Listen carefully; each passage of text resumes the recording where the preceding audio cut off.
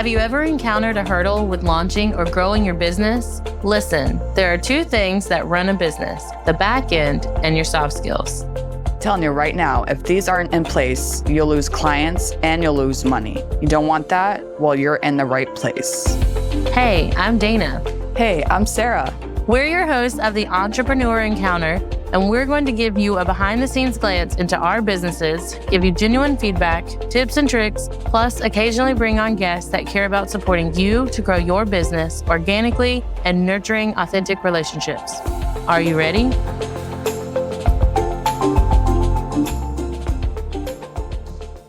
I don't run away from a challenge because I am afraid. Instead, I run towards it because the only way to escape fear is to trample it beneath your foot.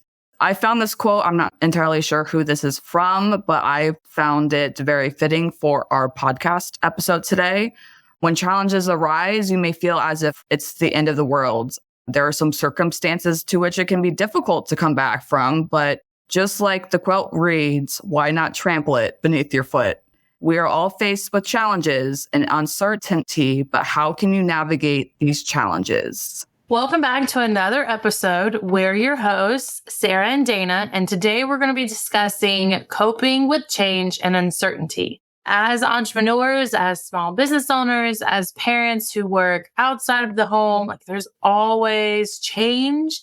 There's always some level of uncertainty that you're doing something or sometimes feeling everything wrong.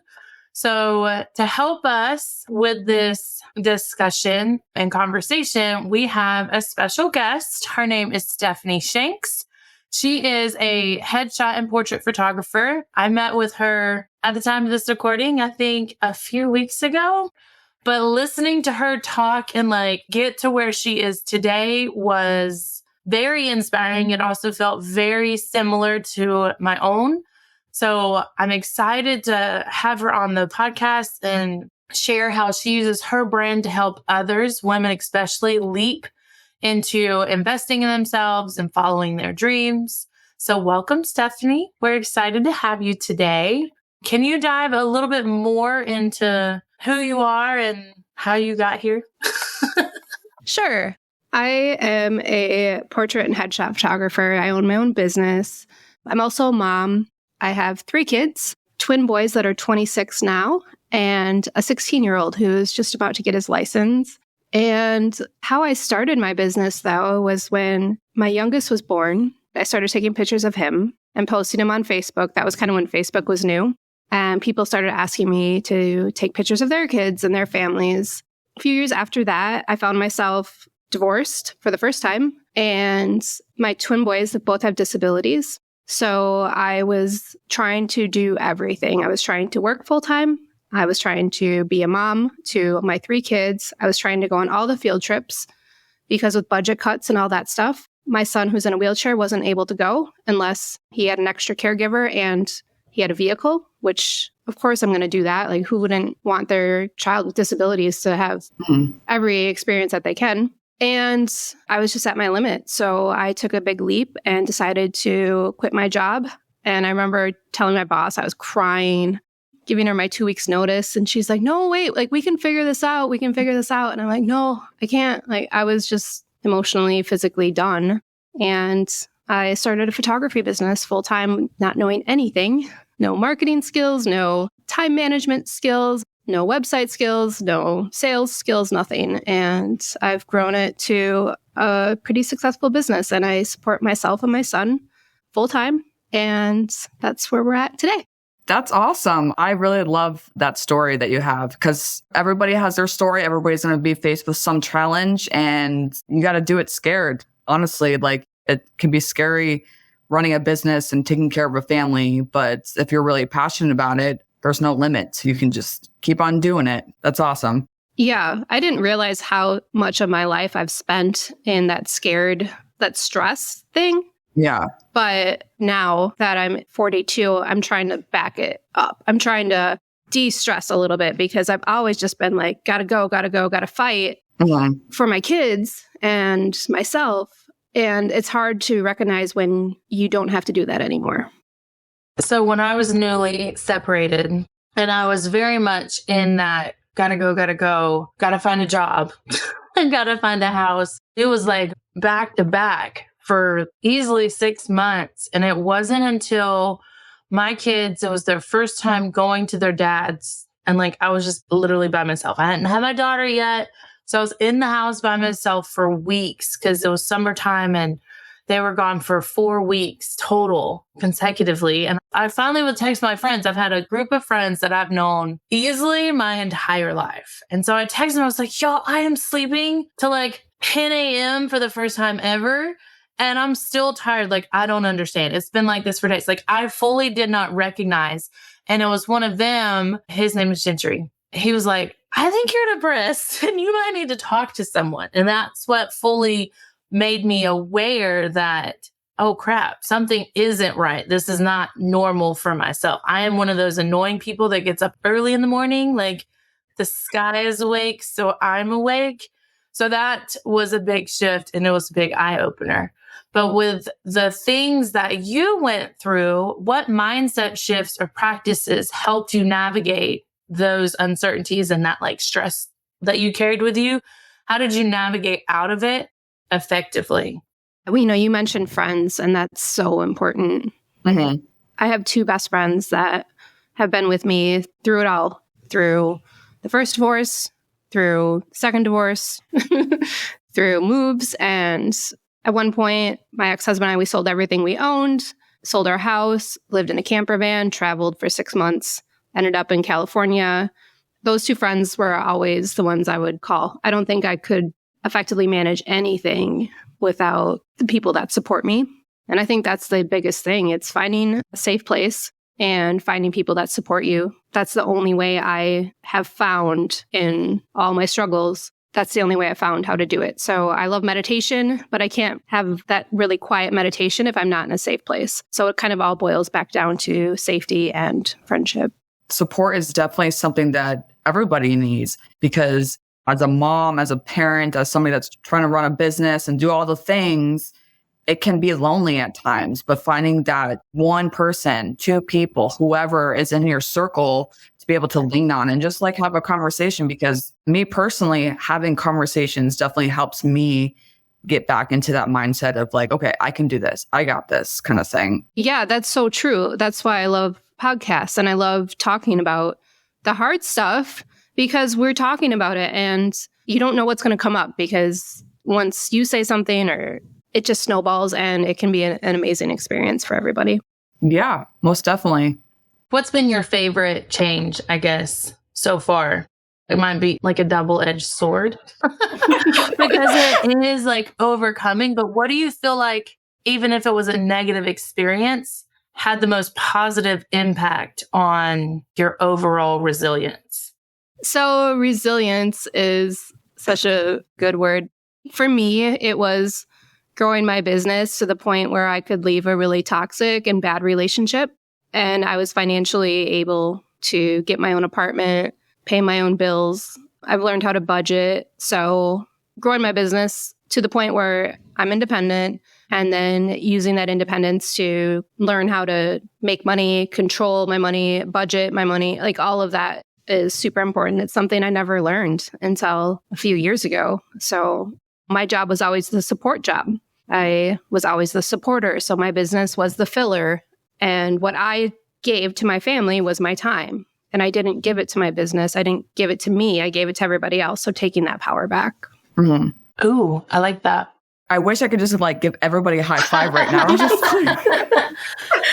I really like it. Is a high five of giving your time back, not only to yourself, but to your business as side hustlers or other mompreneurs. That's a big thing where your time goes to your family and not always to scaling a business. Even if it is scaling a business that still fits your family dynamic, it still takes some sort of time and effort to grow it. Yeah. So this common theme that's kind of running through my life with people that I talk to is that as women, we're pretty much willing to sacrifice everything for our kids and our families. And it has to change at some point, because physical illness, mental illness, depression, fibromyalgia, there's so many things that as women we're putting ourselves through just to take care of our family. And I think the most important shift that I've had to make is putting myself first, because I don't really have anybody else to rely on other than my friends. But as far as being a mom and doing all the mom stuff, I really had to learn how to put myself first. And I really am passionate about that conversation with other women, especially business owners, because that's just a whole nother piece of it. Attention service-based entrepreneurs, unleash the power of Pinterest with a professionally optimized business account. In case you're new here, my name is Dana, co-host of Entrepreneur Encounter, and I want to be your Pinterest setup specialist. Together, we will tailor your Pinterest presence to your brand and audience, optimize your profile with captivating visuals and descriptions, develop a strategic pinning plan to reach your target audience, and then integrate Pinterest with your other marketing channels so you can repurpose instead of working harder. Then, if you love your Pinterest account setup, I do have ongoing support packages for continued success. So if you've been wanting to unlock Pinterest potential for your wedding planning business, contact me at my website, ddvirtualmanagement.com, and we can get started. It's really interesting to hear others talk about their stories, because not everybody is going through the same thing, but we all kind of want the same outcome. Like, we all want to be happy. We all want the best for ourselves and this and that. But like, having these conversations and like talking about different perspectives, talking about different ways that you can get to that goal or get to where you want to be, I believe that's, again, like, those conversations are important. Absolutely. There's no way to even talking about going from who we are to our future selves. Like, there's no way to do that without hard conversations and figuring out our authentic selves. Oh, yeah.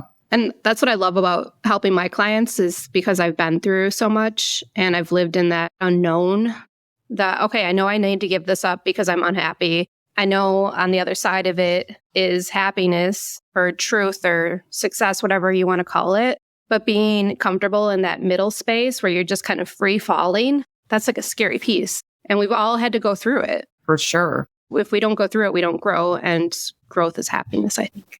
With your photos and like your sessions and things, how do you feel like you help them? Other than the obvious of getting comfortable in their own skin in front of the camera, like an additional behind the scenes actionable strategies or any things that you utilize when you're doing a branding session for another small business owner? Well, it all starts for me with a phone conversation when I'm booking them. I try to never do text or email booking because I really want to hear where they're at and why do they need a photo session. So if someone's getting a new job or they're starting a new career or they've decided they want to be a speaker or they're writing a book, I want to know all that stuff. So it's probably similar to what you guys do. You want to have a little background story so that when you're working with them, you have a connection. And once you have that connection built, they know they're in a safe place and we can talk about how hard it is or their fears. Then it's just a normal conversation. And I just try to be as real and authentic as possible. Yeah, that's awesome. It takes me back to when a couple years ago, I got some branding photos done. And I was really nervous because I've never done that before, even though like, yeah, I'm going to go take pictures. But my photographer, we had a conversation before the session. She made me feel at ease, like not feel nervous. And when I went in, I had no clue what I was doing. I was just, oh, I'm just going to sit here and you're going to take pictures of me.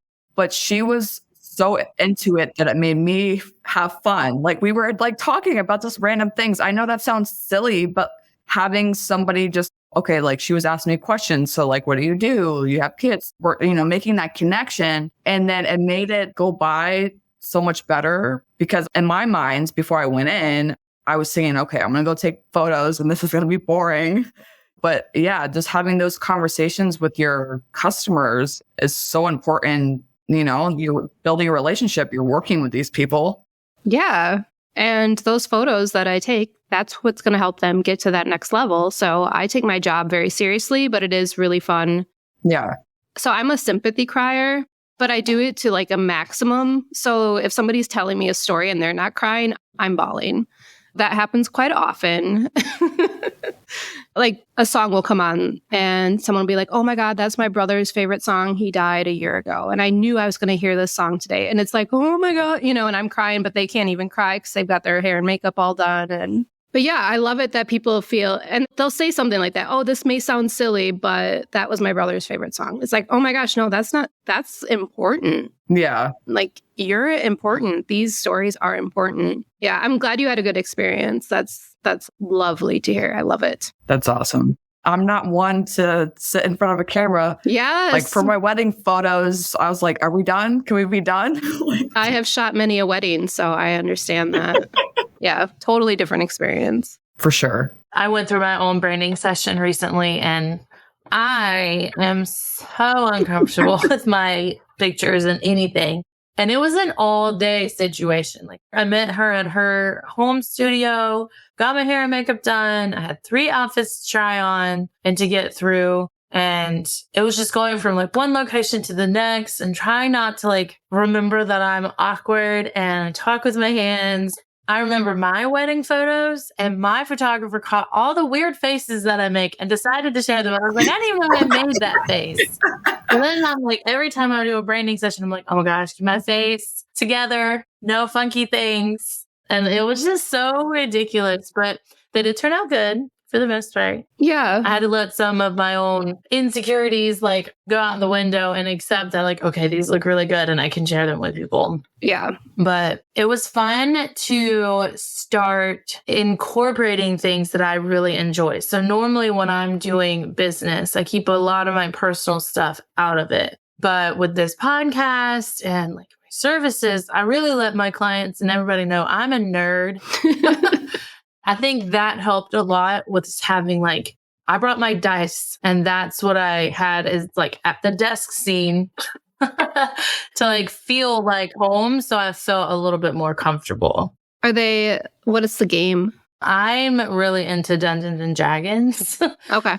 I have not played in years. It's been a very long time, but I watch gamers play. I stream them, and I do like small games with my son, who's 9. We were actually building a character for him like a couple days ago. I don't know where he's going to play because it's not going to be with me. Yeah, right. You're just like waiting. I'm not the best storyteller, but I did find locally there's 2 people in my area that are launching like a community event next week. And I'm excited to take him, and like he'll get to play with people that I actually know what they're doing. Yeah. And I can watch him enjoy all that. Yeah, my stepkids all got into it, and it was amazing how into it they got. The cards and everything. So it's a whole thing. Yeah.